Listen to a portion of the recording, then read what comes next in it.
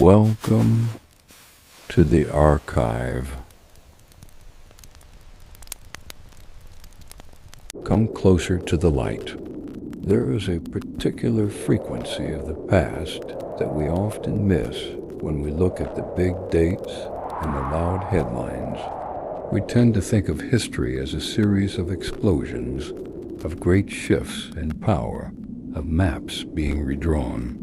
But the real history, the kind that settles in the bones, happens in the quiet spaces between those events. I want to tell you about a specific moment in time.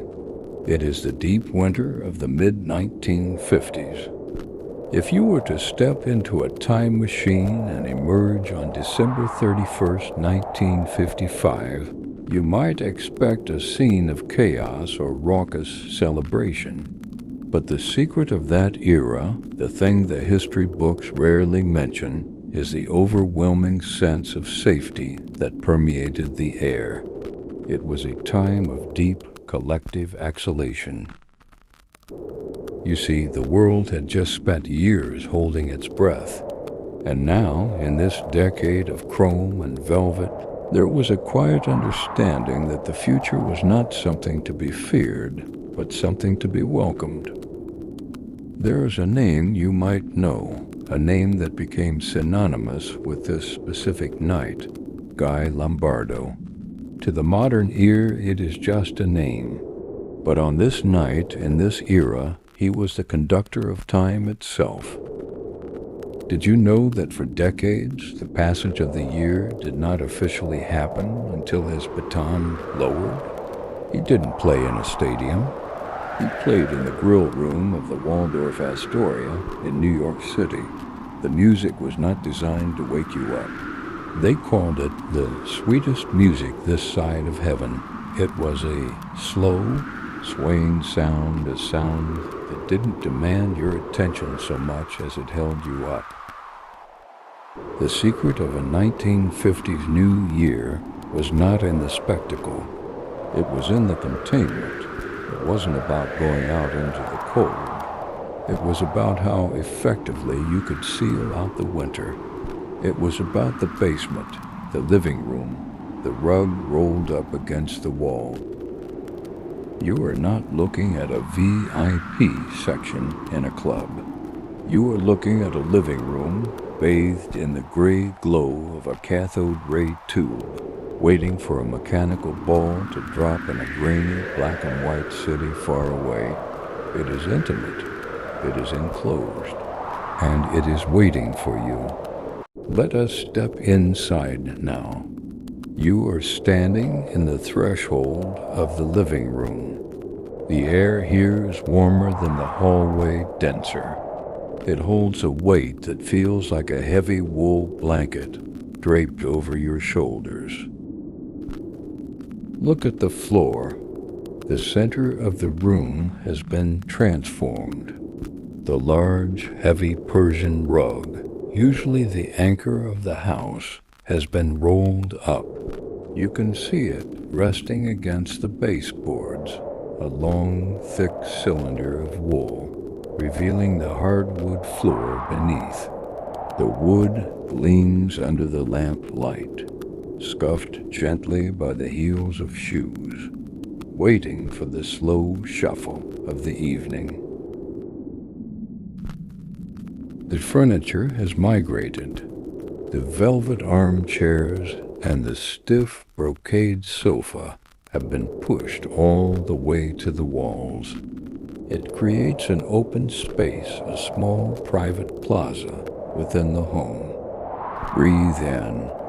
The scent of the room is a complex, layered thing. It is not sharp, it is a haze.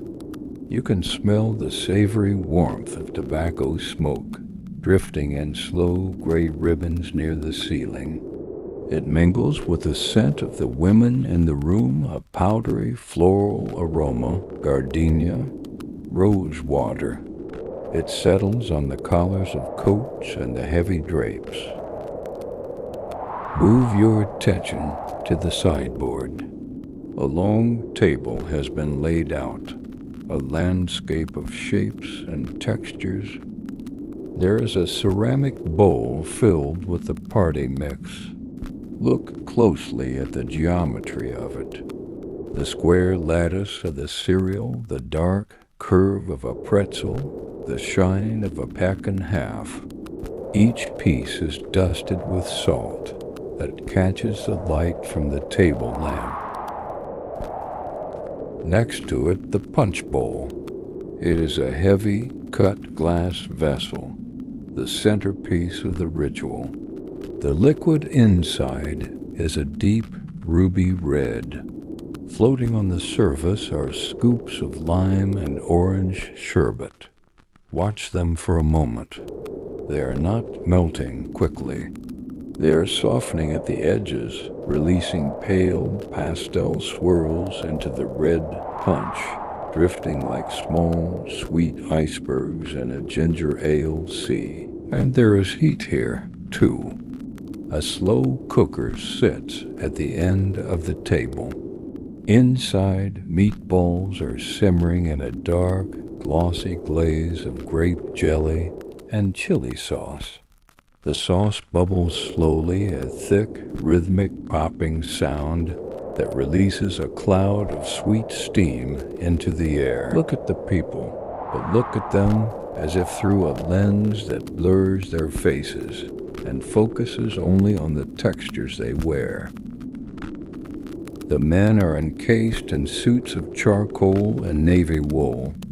You can almost feel the scratchy, durable fabric, the stiffness of the thin ties.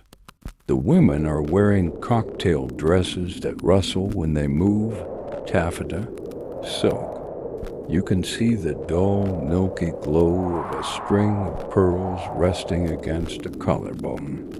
The light in the room catches the hairspray-hardened curls, perfect, sculptural waves that do not move, even as the heads turn.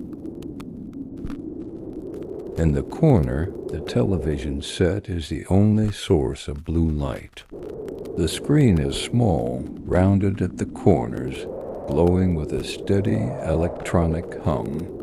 The image is black and white, grainy, like a moving newspaper photograph. On the screen, the band is playing, the Royal Canadians. You can see the saxophones rising and falling in perfect unison. They are swaying, not a fast movement, but a pendulum swing. Left, then right. Left, then right. The music coming from the speaker is not loud. It is muffled by the wood of the TV cabinet. It is a low, brassy vibration that you feel in the floorboards more than you hear with your ears. Everything is slow, the smoke rising, the sherbet melting, the swaying of the band. You are wrapped in the safety of the indoors while the year quietly prepares to turn. The hour is late now, and the room is dim. On the screen, the ball begins to descend. It is not a flash of light. It is a mechanical motion, a slow, geared, heavy lowering. You can feel the weight of the mechanism, lowering the year inch by inch by inch. The clock strikes. There is no loud shout. There is only a shifting, a gathering. Hands reach out. You feel the warmth of a palm against yours. A chain is formed, a circle of warmth, swaying gently to the left, to the right. The song begins, Auld Lang Syne. The voices are soft, muffled by the drapes, low humming, a collective vibration in the chest. Should old acquaintance be forgot? The melody travels round and round and round. It is a loop of memory, closing the circle of the night. And then the coat, heavy wool buttoned up to the chin. You step out of the warmth and into the night. The air is cool, crisp, still. It touches your cheek just for a moment before you step into the capsule. It is a machine of the era, a 1955 Chevrolet, a Ford. It does not matter the name, only the weight. It is made of steel, thick, heavy, painted steel. You open the back door, it swings on heavy hinges. You climb in, you pull the door closed. Listen to the sound. Thud. A solid, heavy ceiling sound. You are locked in. You are safe. The engine turns over. A low rumble. A vibration that travels up through the tires, through the frame, through the seat, and into your spine. It is a steady, rocking comfort. You are in the back seat. The upholstery is cool at first, then warm. You lean your head against the glass. The car begins to move. Outside, the snow has started. Large, soft flakes. They do not fall quickly. They drift, they float. They settle on the hood of the car. The tires roll over the fresh snow. Listen to the rhythm. Crunch, hum, crunch, hum. The sound of rubber on snow. A white noise, a blanket of sound. The heater is on. It is a fan spinning deep within the dashboard. A warm, dry wind blowing over your feet, blowing over your face. It hums a single, unchanging note. You look toward the front. You see the silhouette of the driver. You see the silhouette of the passenger. They are quiet. They are guiding you home. You do not need to steer. You do not need to watch the road. You only need to rest. Past the streetlights. Close your eyes and watch the light through your eyelids. Orange light, darkness. Orange light, darkness. Orange light, darkness. It is a pendulum of light, rhythmic, predictable, slowing down. The car is a boat floating on a river of snow. The suspension sways gently over a bump, down a dip, up and down, up and down. The world outside is asleep. The houses are dark. The windows are dark. The only thing in the world is this car, this heat, this hum.